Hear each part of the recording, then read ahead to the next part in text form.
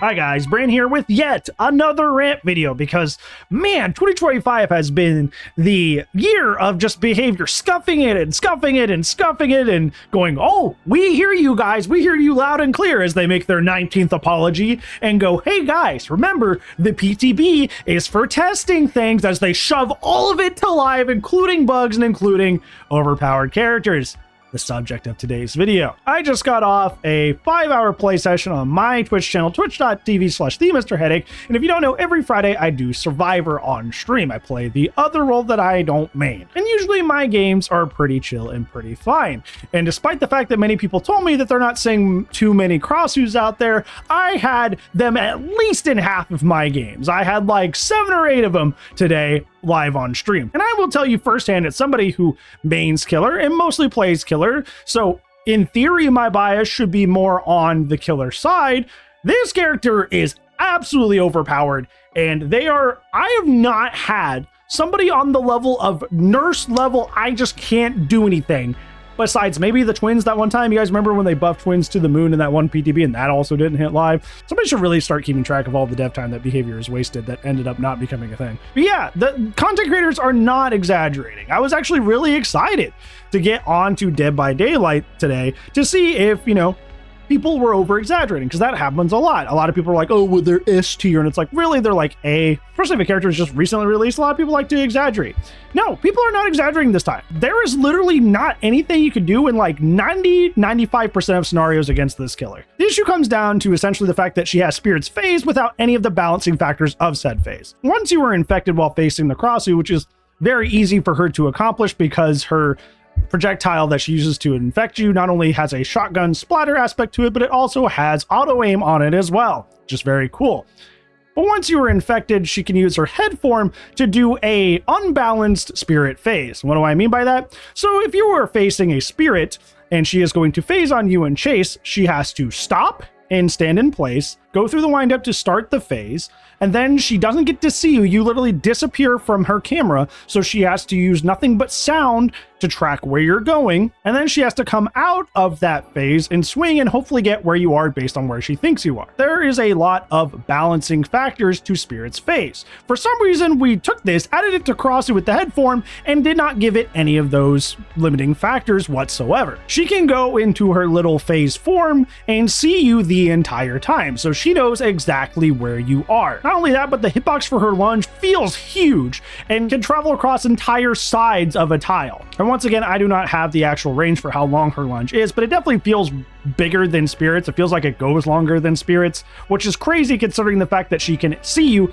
doesn't have to stop to go for her lunge. She has like maybe like a second cooldown when she swaps over from her phase form into going for the lunge, if that. And then she can cover an entire side of a tile just like that. And the crazy thing is, it's not even tied to the actual like phase itself. Like, she can just do this really long lunge whenever she wants.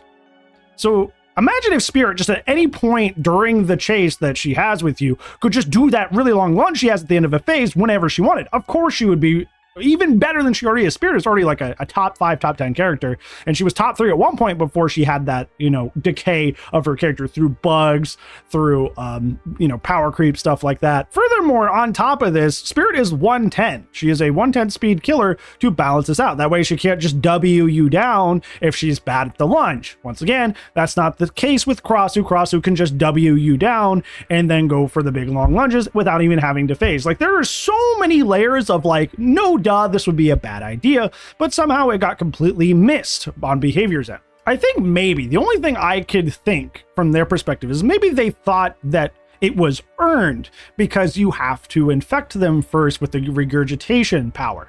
But once again, like we started this off with, it has auto aim, and it has a shotgun spray effect, so even if you miss, it will probably just hit the survivor anyway. There are many times I faced this character on indoor maps today, and there's literally nothing you can do to avoid this power because there's so many things around you to bounce it off of that there is no dodging. There is nothing you can do to get out of the way of the projectile, which means her ultra powerful chase ability is just always there for free. Boy, do I remember fondly behavior, not only in a tweet, but also in an actual video interview saying, I wish people would just give us a chance when it came to the PTB and use it for what it's actually used for testing.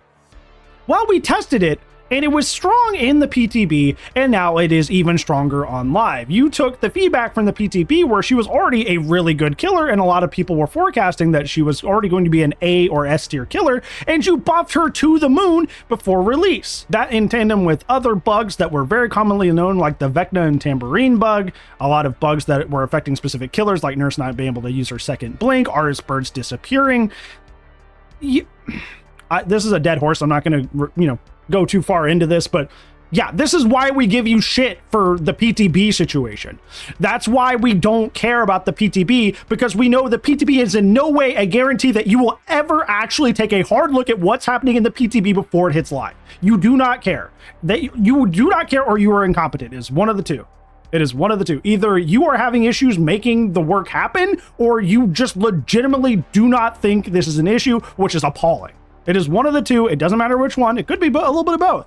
But it's not that, oh, well, the community just doesn't give us enough of a chance. Because we do, and when we do give it a chance, you show us there's a reason to not give it a chance, because you just ship this stuff to live anyways. But that's not what this video is about. This video is about Krasue being overpowered and how it has inadvertently made Survivor very unfun, which is, once again, kind of funny for me to be making this video, somebody primary place killer. It also is weird to mention that, like, it feels like the little mushrooms you get to get rid of the infection suck.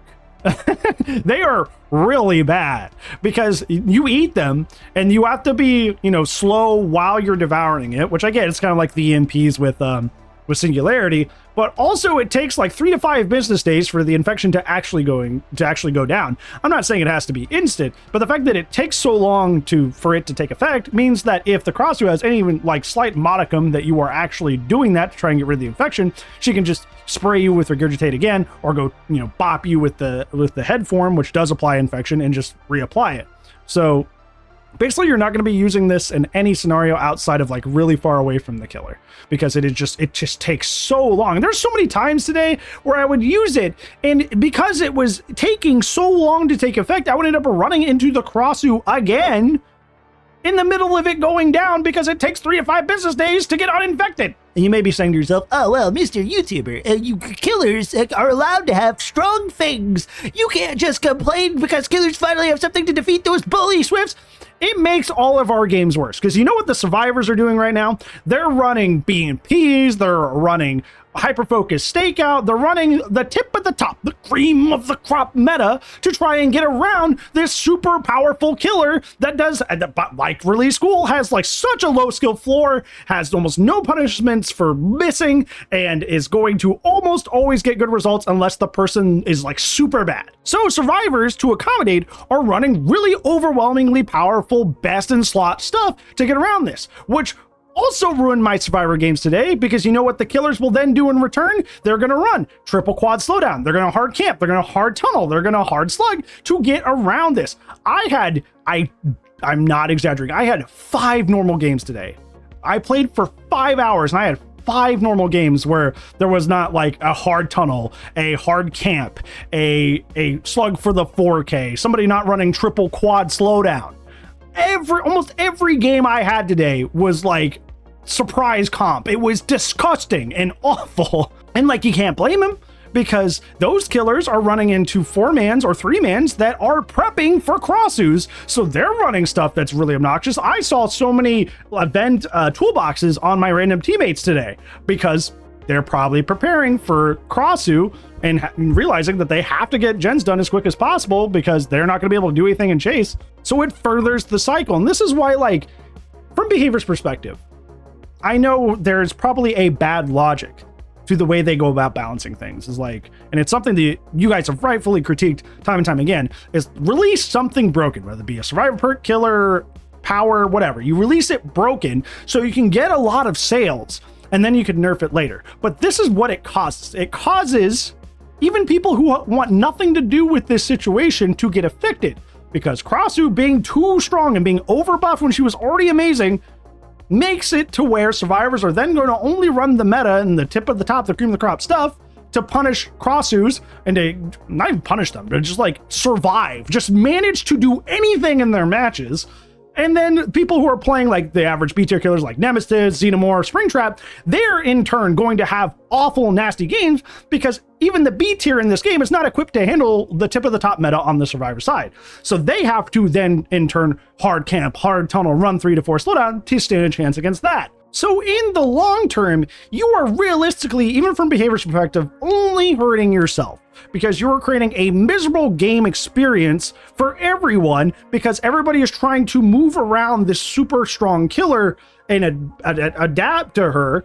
So everybody is creating a more miserable experience on both sides because everybody's preparing for this one negative experience that you have created. And I would say, I'm not one of those people that hate sweaty games. I do not mind sweaty matches. I think when it's almost every single game throughout the entire day, that's when it gets on my nerves. That's when it stresses me out. It can be a fun, good time to have like the best of the best versus the best of the best, and we're knocking it down and dragging it out and trying to see who's the best. There was one match that we did have that I considered a normal match that was not crazy, where we were facing a Myers on Grim Pantry, and it literally came down to the wire, and it was literally like best man win, and we were all doing fairly well and playing as the best we could, and it was actually a really, really fun game that was quote unquote sweaty on both sides, but it was really fun.